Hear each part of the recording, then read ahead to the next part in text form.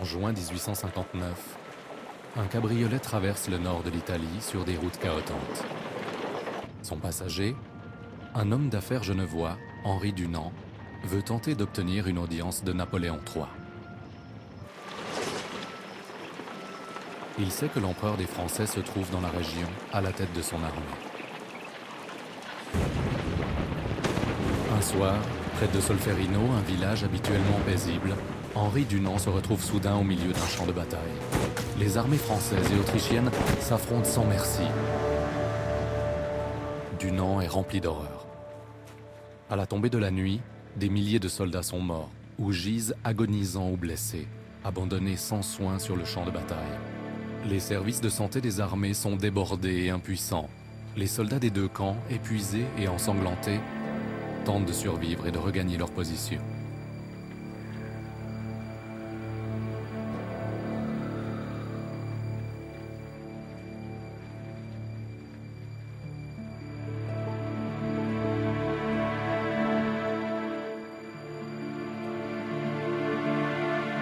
Henri Dunant oublie tous ses projets. Il faut organiser les secours, de toute urgence. Il improvise un hôpital de fortune dans l'église du village. Les mourants et les blessés y seront recueillis et soignés dans le calme. Les femmes du village et d'autres habitants lui viennent en aide. Tous soignent les soldats français et autrichiens sans aucune distinction de nationalité. Ils écrivent même les lettres d'adieu des mourants à leur famille. Inlassablement, jour et nuit, ils s'affairent au chevet des victimes. De retour en Suisse, Henri Dunant reste hanté par ce qu'il a vu. Il écrit un livre, Un souvenir de Solferino, qui sera publié en 1862. Il y propose de constituer, dans chaque pays, des sociétés de secours neutres et indépendantes, dont le but serait de donner des soins, en temps de guerre, aux blessés de tous les camps. Son idée est révolutionnaire et rencontre un grand succès. Peu après, avec le soutien de 4 concitoyens, Henri Dunant fonde le Comité international de la Croix-Rouge, le CICR. En 1864, une conférence diplomatique internationale est réunie à Genève. Elle aboutit à l'adoption de la première Convention de Genève, qui protège les militaires blessés et leur permet d'être secourus en toute neutralité. Bien des années plus tard, après la Première puis la Seconde Guerre mondiale, d'autres conférences seront à l'origine de nouvelles conventions qui protègent les blessés, les malades ou les naufragés des forces armées sur mer. Les prisonniers de guerre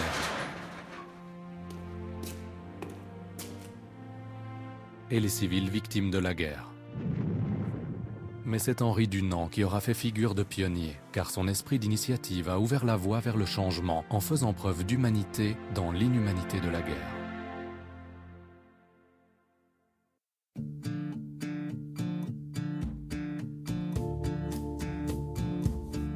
Aujourd'hui, près de 200 États sont signataires des conventions de Genève, élément central du droit international humanitaire.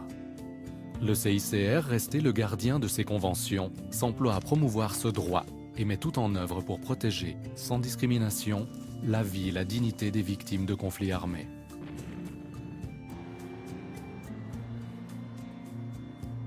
Les militaires blessés et malades, mais aussi les prisonniers de guerre et autres détenus, que le CICR visite régulièrement et dont il s'efforce de garantir la sécurité et le respect de la dignité en maintenant des contacts permanents avec les autorités. Les civils directement victimes des conflits armés, mais également les hommes, femmes et enfants, qui en raison de la guerre sont privés des biens de première nécessité, comme l'eau, la nourriture, les soins de santé, les abris et les vêtements. Le CICR, en coopération avec les sociétés nationales de la Croix-Rouge et du Croissant-Rouge, s'efforce en outre de rétablir le contact entre les membres des familles dispersées et de les réunir. Dans la mesure du possible, le CICR est présent sur place pour plaider la cause des victimes des conflits auprès des autorités, des dirigeants politiques et des militaires. et protéger ainsi la vie, les droits et la dignité de personnes innocentes.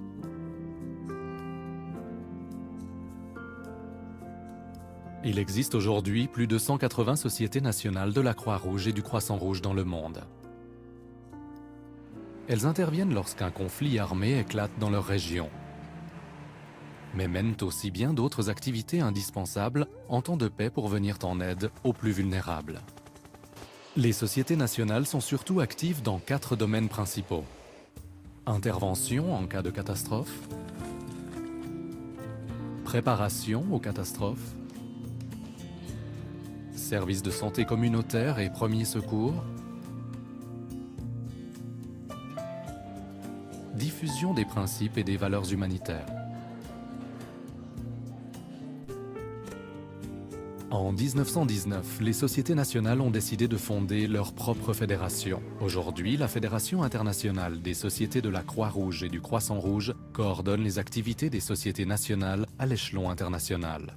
Elle les soutient aussi pour les appels à l'aide internationale en cas de catastrophe naturelle, sécheresse, ouragan, tremblement de terre, éruption volcanique, inondation, mais aussi dans d'autres situations d'urgence, telles que mouvements de population ou crises socio-économiques. La Fédération a en outre pour mandat de renforcer les capacités des sociétés nationales afin de les rendre plus efficaces dans leur action. Aujourd'hui, des millions de collaborateurs et de volontaires de la Croix-Rouge et du Croissant-Rouge contribuent, chaque jour, à atténuer la peur et la faim, et à répondre aux besoins des plus vulnérables, mettant ainsi en pratique la grande idée d'Henri Dunant.